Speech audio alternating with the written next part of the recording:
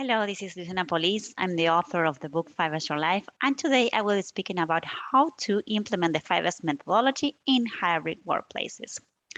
So we'll start with this picture from a woman that was working in COVID-19 times. Like many other jobs, more than 400% of the jobs were moved to work remotely. Some of them continue to work remotely, or they are working in hybrid teams. This means that many people is working from home. Um, what you cannot see here is you can see that she is probably working from home, but you cannot see what's on the background. In the background, you can see that her house is a mess.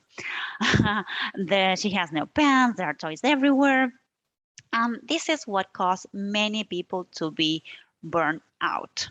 They got just stressed with so much disorganization at home. So what happens is that when the brain sees so many challenges, so many things out of place, the brain feels threatened and it's difficult to enjoy the current activities. That is why so much people got burned out and started to resign from their jobs.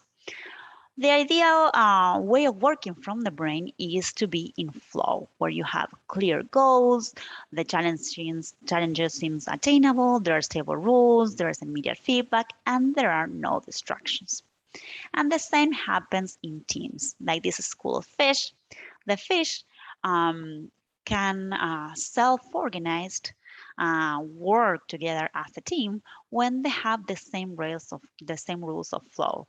They know the rules from the environment. They see each other to see what to do next, and everything. And there's a lot of feedback, immediate feedback from the environment. They don't have to wait for a leader to tell them what to do.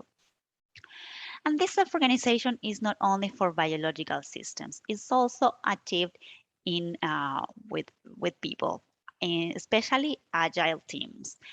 Companies that rank higher on managing the impact of the COVID-19 crisis were also those that had these agile practices in place, meaning that they were self-organizing teams.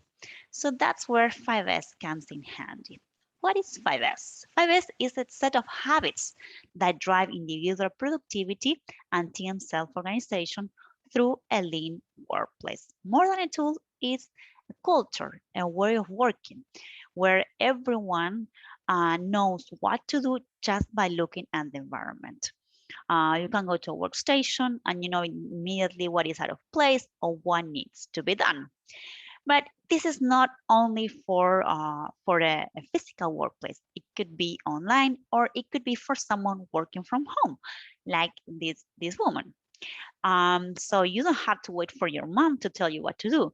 But in a self-organizing team, you just know what needs to be done. And this can be achieved again, not only at work, but also at home. Actually, 5S is a set of habits that can be incorporated in everyday life. All you need to do is the first step is follow all these 5 steps in an organized way, in a disciplined way. So the first step is to sort what you need from what you don't need. Then you store the things that you really need. Then you make those things shine so they are in good condition when you need to use them. You standardize the process of organizing these things.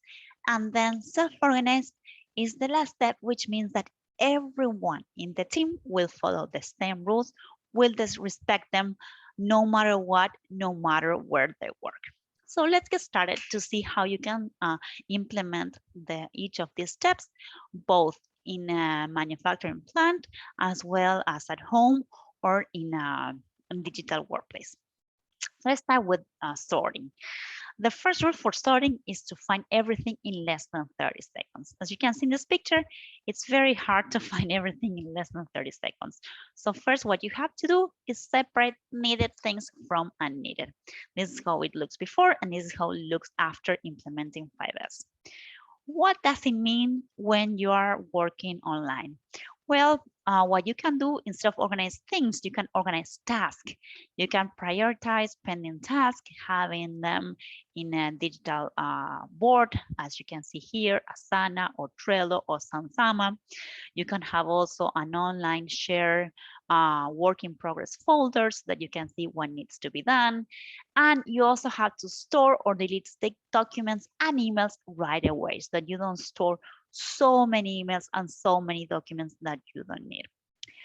A lot of computers probably have the desktop full of documents that you don't need. Well, you had to get rid of them as soon as possible.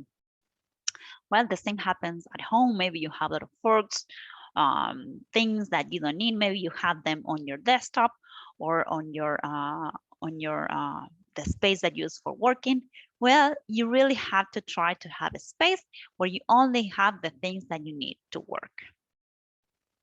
Then you go to the second step, store, which the rule is to find a home for everything and making sure that everything is in its home.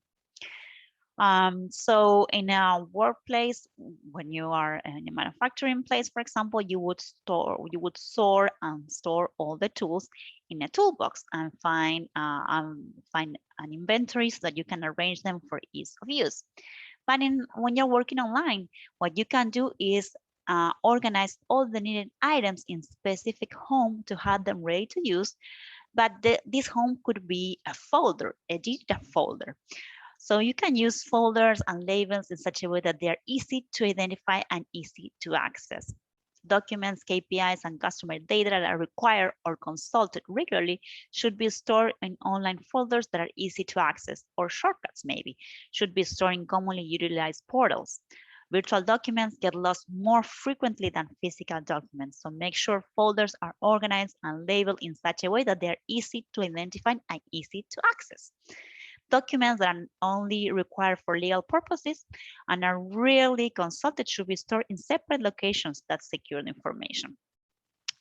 You can also use Slack, if you ever use it, to store conversations about specific topics on channels. For example, some companies like Zapier, employees have channels devoted just to socializing that are prefixed with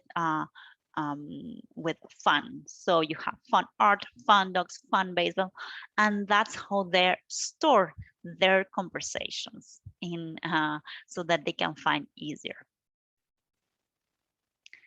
Also, you can organize your things at home so that it's easy to locate them and you don't get frustrated or crazy when you're trying to work or organize your lunch.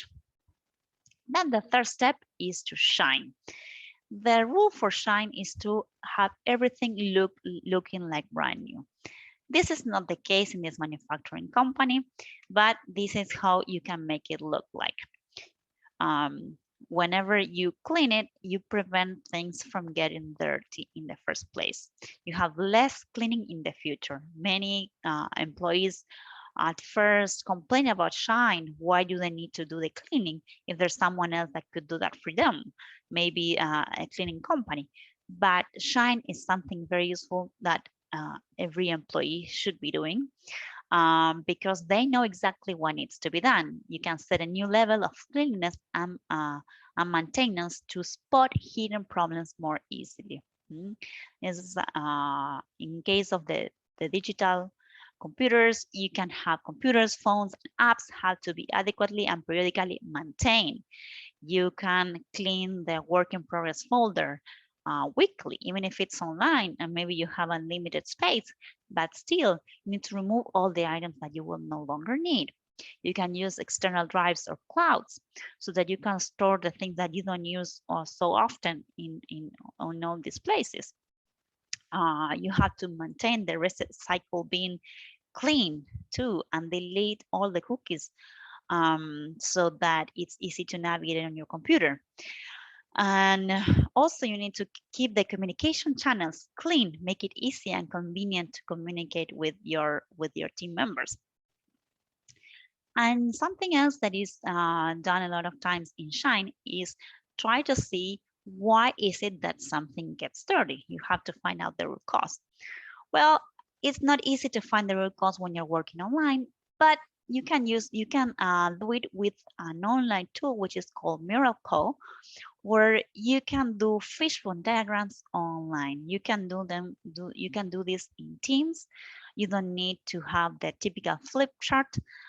You can do this while everyone is working at home. And that way you can find out the root cause for everything that's happening in your workplace. Then the first step is to standardize. Standardize means that you define a system to maintain the first, the second, and the third S. When you're working in a manufacturing company, it may be easier to have pictures that are showing what needs to be done and how it needs to be done. But when you're working on digitally, when you're working from home, there are many ways you can do it. You can use it standardizing too. You can standardize how you conduct the virtual meetings. Maybe you can define rules such as keeping the video on or muting your sound when you stop talking. Many companies also communicate visually during your online meetings using super cards like the ones here that I'm showing to give each other visual clues during the online meetings. Common sense is not so common for everyone, so you may want to define some hybrid workplace rules, agree with your team and stick to them. Create a standard that all have to respect. You can set up a cleaning schedule for the team's equipment. You can define who's going to use that office that day. Maybe you can also set visual or audible alarms as reminders for different schedules. So there are different ways that companies use to organize. The Scrum method, for example, is a good way to standardize, to have routines for how our work needs to be done. Many companies, for example, to ensure communication is constant, have stand-up meetings every day for 15 minutes. Well, that's a way to standardize how you communicate. And the last step, self-organize, is to make 5S part of your day-to-day. This is how you would do it in a physical place. Maybe you would have boards to show what's going on, what needs to happen, but the same you can do online. For example, a tool that I use a lot, Sansama, shows how what needs to be done, when, who should do it. Now that you all have the new rules and the standards, all you need to do is respect those rules, to respect your coworkers. A hybrid workplace requires individuals to be self-organized so that you can enable agile ways of working no matter where they are. Just like in remote work, you won't have your leader around all the time. So you have to embrace becoming more autonomous over time. So all you have to do is commit to the standards even when no one is looking. Decide when it's more convenient for you and the team to be in the office and share your weekly schedule in tools like the ones I'm showing so that others know where and when to find you. Well, maybe you're convinced that you can use 5S everywhere now, but you have to convince your supervisor. Well, show him the money. Really, these are the benefits that you find by using 5S everywhere and having the same mindset. You can improve by 30% the lead time. You can improve inventory reduction by 68%. You can reduce the physical footprint or floor space required. You can reduce preparation time, and also you can reduce the mistakes that you make.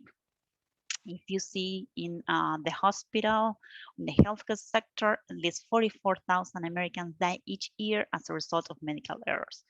40 to 50% of hospital errors take place in the operation room due to distractions and interruptions. Again, the brain is feeling threatened. So these happen because they are necessary for traffic, searching for supplies, medications, and medical equipment.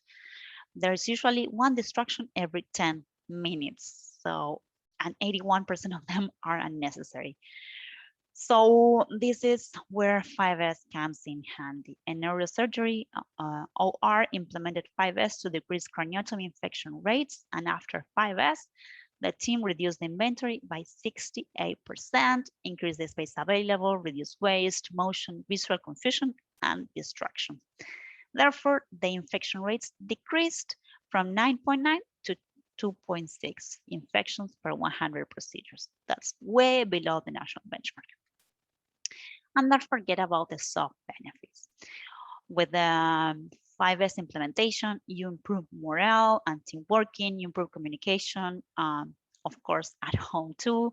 You can improve the communication with all the members in the house so that you work together to achieve a place that is better for everyone and more organized, so that every brain is able to is not feeling threatened and enjoys whatever you are doing. So you will have more joy at work, you will be more proud, you will have clear responsibilities. Of course, the mom is not going to be the only one in charge of cleaning, but everyone will be in charge of keeping clean in the first place. The good thing about self-organization is that everyone is responsible to keep everything in place. So it's everyone's job to build a culture of self-organization. Remember these 3 steps that are the 3 steps of building a self-organizing culture, which are to respect the rules, repeat everything that was agreed, and then if you think it can be improved, improve it so that gets better over time. And last but not least, remember the 3 rules of 5S. Everything has to have a home and always goes back home after being used. Everything can be found in less than 30 seconds. And third, everything looks like brand new. Well, thank you very much. I hope you enjoy this presentation. My name again is Luciana Paulise. You can send me an email. You can download the presentation in the link below. You can also buy my book, 5S Your Life, in Amazon.